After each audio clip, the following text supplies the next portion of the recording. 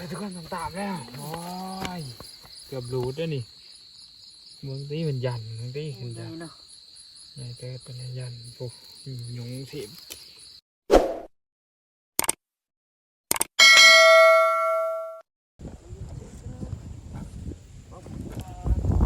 เอากราบทักทายสบายดีและสวัสดีเบิร์ดสุขคนนะวันนี้เฮาไปหาใส่เบ็ดทุกคน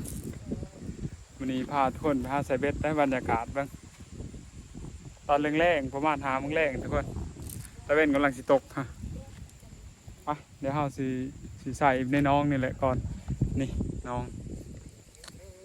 ใส่เบิ่งในน้องนี่เห็นห้อยมันอยู่ทุกคนนี่ห้อยมันนี่ห้อยเขาก็เลยสิใส่เบิ่งในนี้เลยไปนี่หอยกบนั่นนี่ห้อยมันเราก็ขวดแล้วได้มันต้องตามๆเลยแหละถามมาอันนี้ตามๆแน่นอน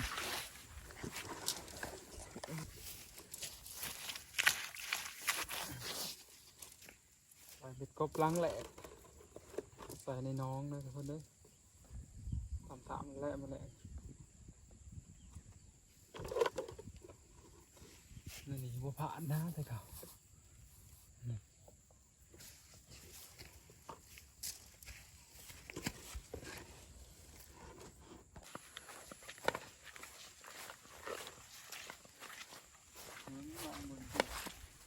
ใส่ครับผม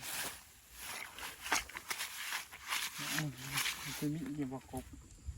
หารุ่นมาแรงทุกคนรุ่นมาแรงเบิ่งมันสิมานหรือประมาณนี่เอาไป2 คนนะมีแต่พาทารุ่นเราติดตามเบิ่งเอาเบิ่งมานหรือประมาณเพราะว่าใส่เบ็ดกบมีง่ามเกี่ยวเห่าแล้วนี่ทุกคนเกี่ยวเขาสิเลยเอาหมดเลยมีทำแล้วนั่นก็มีพยานกบมันลงหัวลงทองเบิดเลยยังมันบ่ถือส่วนลายกบมันสิลงหัวยังเอามันลงใส่แถวโคกแถวนี้ยิ้มพายอยู่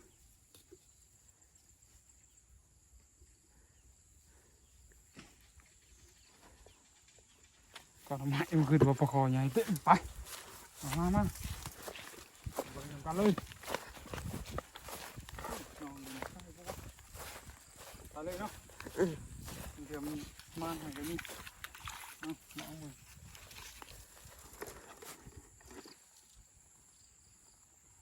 ตามทุกคนมาแรงตามด้วยต้องเป็นห่วงนี่วิธีใส่เบ็ดเท่าเหยื่อหักขี่กันด้วยกันไปต่อ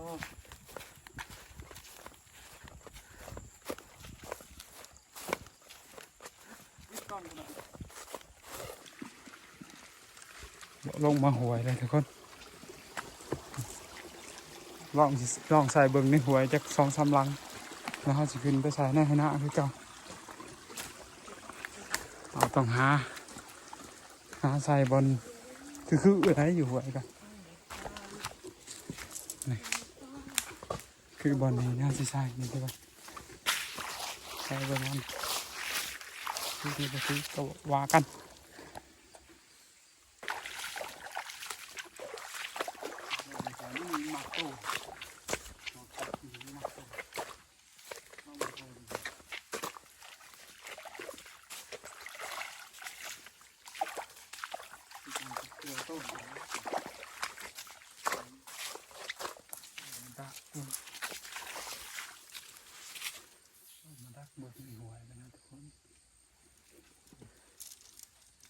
พอเนาะขึ้นไปใส่ให้หน้าเนาะ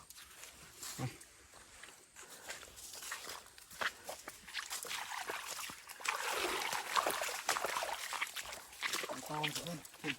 มาอยู่ให้หน้าแล้ว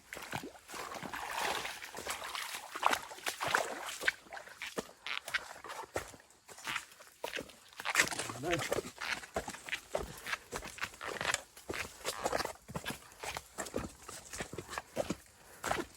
ต้นก็ได้ละหอบทงหน้าเลยทุกคนเขากระซุกเลยนี่ประมาณมือก็ได้เกี่ยวเลยนี่โอ้หันหน้าบกเบิดนะบกเบิดเลยอันนี้มันจะใช้เด็ดบ้านชุดมันพร้อมเลย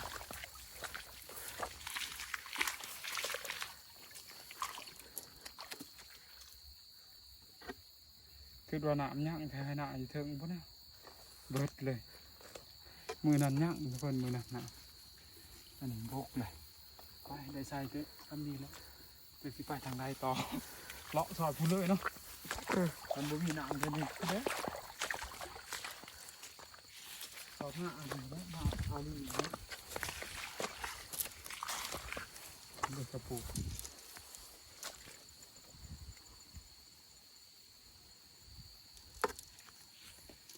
กระตุกเมามันสิบ่ถือกว่าเนาะอันนั้นจับทิ้งในกระปุกโอ้มันหลอดนะ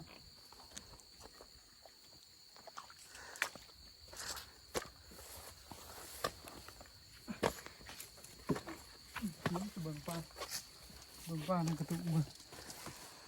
มันจะมีอีกว่าตัวมันเตะมีอีกพี่นี่อะไรเนี่ยมันจะตายแหงเลยปลาเค็งบอลเอียนน้ำแต่น้ำมันแรงจริงเอามันแรงจริงจุกเอามันมาวิ่งบอลใส่ท่านปลามันบื้นทุกคนเลยปลาบื้นมัน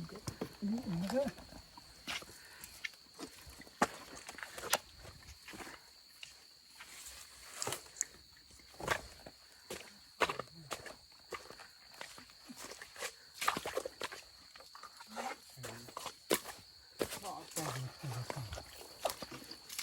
ไปเลยครับ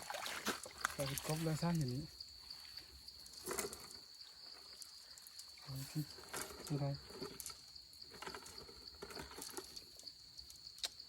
มาแหละนี่สิได้ลุ้นอยู่ประเดี๋ยวทุกคนเลยเบิ่งสภาพนะคือจังว่าหนามบกเบิดมันมีป่าพอดีมันมีป่ามันมีหนามใช่มันไปไปเรื่อยเลยบกะบางโดนน้ำมันอาจจะมาไหนก็มี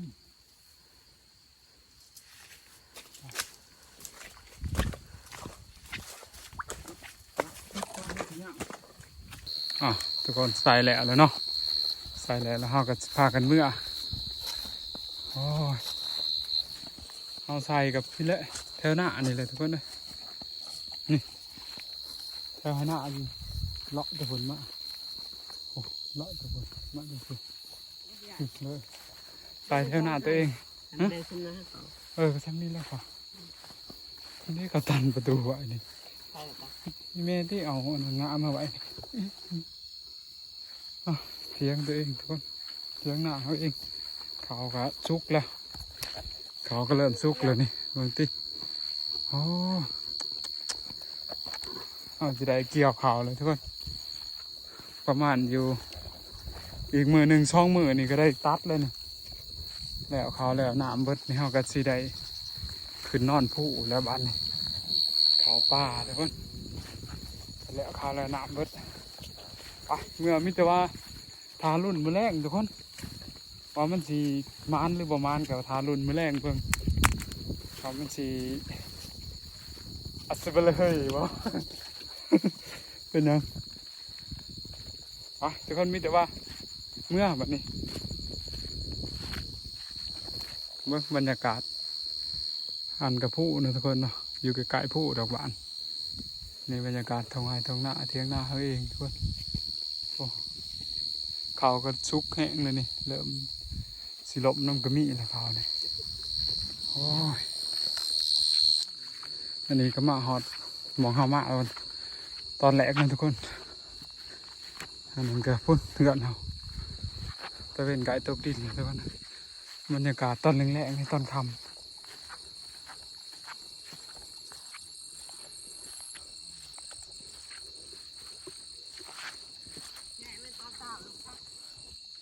สักละไปเบิ่งก่อนโอ้บรรยากาศตอนแรกเว้ยแบบงามๆเลยเพื่อนเลยไปไปเบิ่งไฟตัวหลังทำอิฐโอ้บอตันตามพอดีคือเกามาแรงตอนนั้นคือกันมาแรงทารุณมาแรงหอดเวลาไปเหยื่อเลยทุกคน ไปลุ้นนำกันเลยนี่แดงขันยางก่อนคือว่าไปลุ้นนำกันนะมันสิมานหรือว่ามาน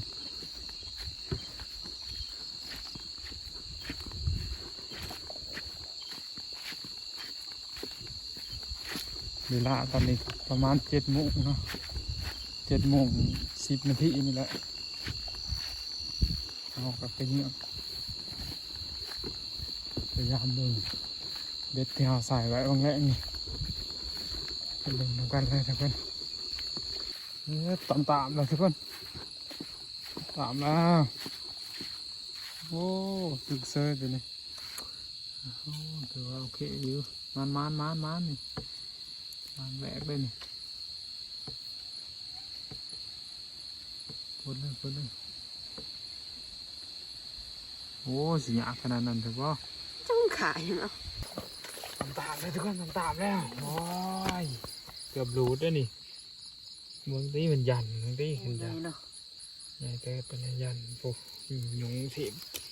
ขาน้องมาเห็นตอนมันหลุดโอ้เสียดายครับไม่ได้ทุกคนเลยเบิ้งมันพันนี่จุเบ็ดหาจนอันนั้นเบ็ดจนเบอร์ขาตะนันร้อนนะจ๊ะโอ้ตะนันร้อนโอ้เคยกินจากตะนันว่ามากินอย่างนี้เนาะเบิ้งที่ทุกคนเบ็ดจนอันนั้นจนพอกินเลยเบอร์เลยลงหัวเลยทุกคนเลยลงหัวเลยหลังได้ซองแต้ม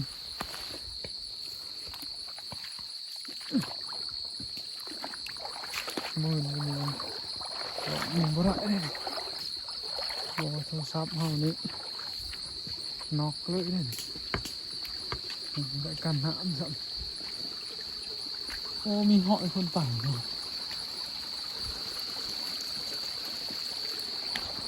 จังเปียกนี่ว่าคือจังเปียกนี่มีหอยคนป่าเลยเขาอยู่นี่กับบ่ถือ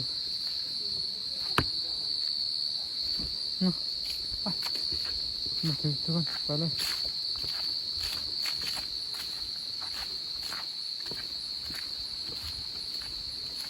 นี่ก็ไม่เคยถือที่หัวนี่ไม่เคยถือจะโตเลยทุกคนนะมันว่ากบลงหัวครับนี่มันว่าสิตามตา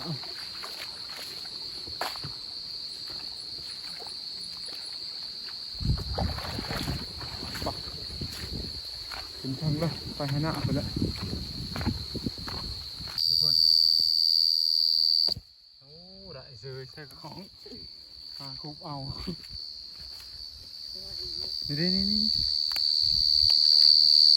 คุบเลยโอ้ได้ปะ เอ้ยพี่ใหญ่ จับไว้นั่นค่อยๆดึงออก กบ ดึงออกเลย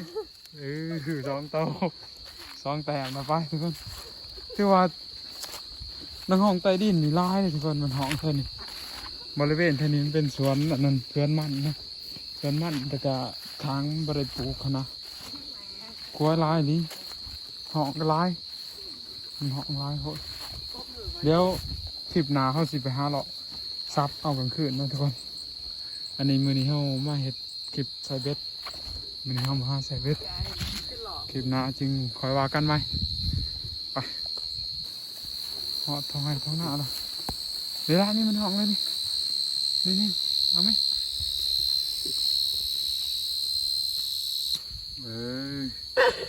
คุบเอาในนี่กระไดเลยต่อยามเบ็ดทั้งโอ้เบ็ดตัวถึงนึกเส้นไม่ได้เลยนี่ก็ยังคือเก่าทุกคนเลยไปต่อยังคือเก่าไปต่อนี่ก็ยังคือเก่าไปพี่ใหญ่ได้อยู่ เลยก็จับเอาเลยจับเอาเลยได้ จำเลยพวกใหญ่ ขันได้จับเอาเลย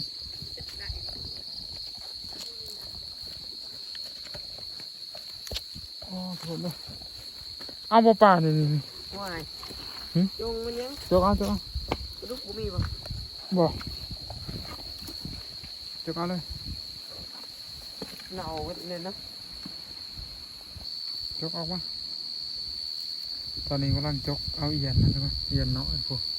ยังเป็น ใส่เลยโมตายเลยโมตายง่ายนะเอียนป้าก็เอามาใส่เลยเอียนยังเป็นใส่เลยมันบ่อันนั้นมันอันนั้นซื่อมันแห้งหนามันซื่อ แต่ปลาเค็งสุดโต ป้าตัวนั้นมันกเอาละกระจกเอาแกงทีมแล้วเดี๋ยวมันสิมาครบกระซุ่มตัวนึงก็ได้เลยล่ะได้อยู่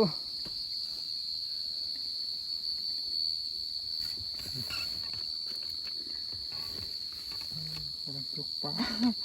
อัดบ้านกันว่ามีอัดแข่งดิไปยามเบ็ดต่อ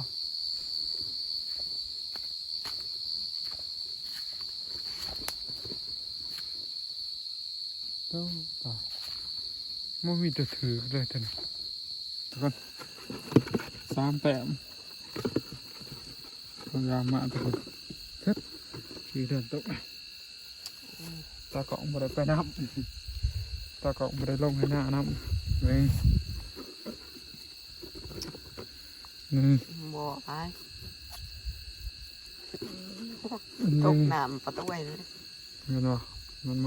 นี่หาอย่างน่าสะอาดเลยน้ำตัวมันอันนี้ร้อนเดี๋ยวใส่ทายเงียกันเงียก็เบิดเลยพอดีแล้วเบ็ดกระเดือนเดียว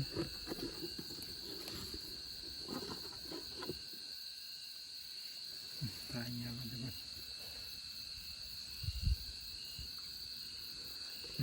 ไปมาทุกคนตามเลยนี่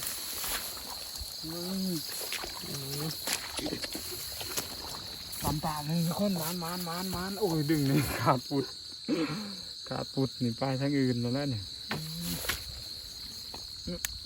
หักแขนนี่ถือว่ามันทุกคนถือว่ามันอยู่ถ่ายเงี้ยเลย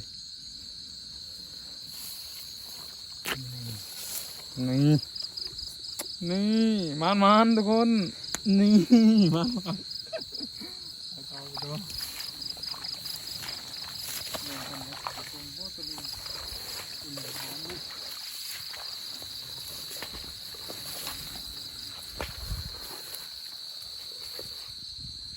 ทุกคนเอายามเบ็ดแล้วเขาก็เลาะกลับเลาะเมื่อโอ้ขันถือเสียมมาไล่ไปงูขันถือเสียมเลาะสับไปตัวนั้นวะ เจ้าก็ไปอยู่ยังจำอยู่ไปแล้วตัวมันดำขนาดพวกกระบอกเรือง คุณไปทางไหน เจ้ามันอยู่ในนี้แล้วเขาก็ไปเอากบน้ำเจ้าพี่จะซ้ำพี่ ผมเคยดูจะเห็นอยู่นี่ มันนั้น นี่ ตัวมันก็ดำมัน มูซิงมูจัก นี่เด้ แต่แห้งแต่แห้ง กลับมาเลย มันนอนทุกคนโอ้โหนอนนี่ ยายเห็นแต่แผลมันอวยมากจิ้มเลี่ยม ไปทางไหนไปมูแต่แห้งไป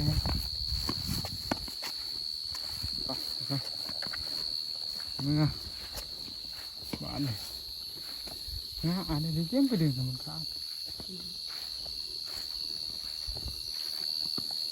เลาะเมื่อทุกคนบ้านนี่เรายามแล้วเลยนี่แต่ว่าทารุ่นตอนเสาร์อีกทุกคนเลยอันนี้เขารุ่นตอนแรกนี่ถือว่ามานอยู่ได้ละมานอยู่มีแต่ว่าทารุ่นตอนเสาร์แบบตอนเสาร์ว่าสิมานจากโตถึงมาไหลรวมกันนะทุกคนไปติดตามเลยทุกคนเด้อว่ามันสิมานตอนเสาร์หรือบ่อันนี้เขาเมื่อหอดบ้านเลยทุกคนเดือดละ เห็ดก็เป็นเด็ก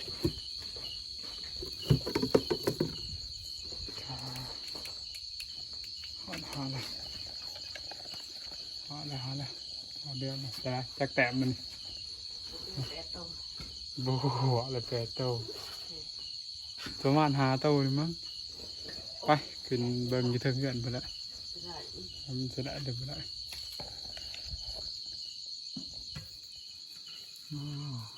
การใส่อุคนไหนจักแต้มเลย1 แต้ม2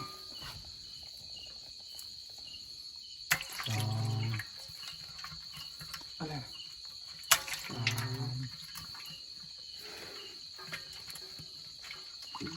6 ตัว 4 โต4 5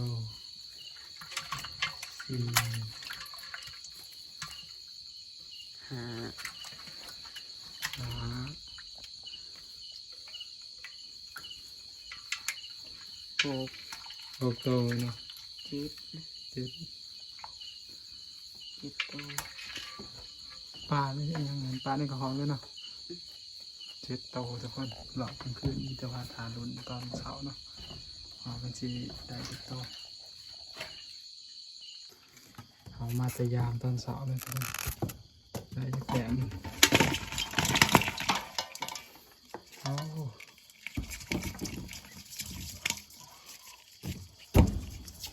ตอนเช้า1 แต้ม2 3 4 5ตัวนี้น้อย1 6 6 แต้มทุกคนตอนเช้า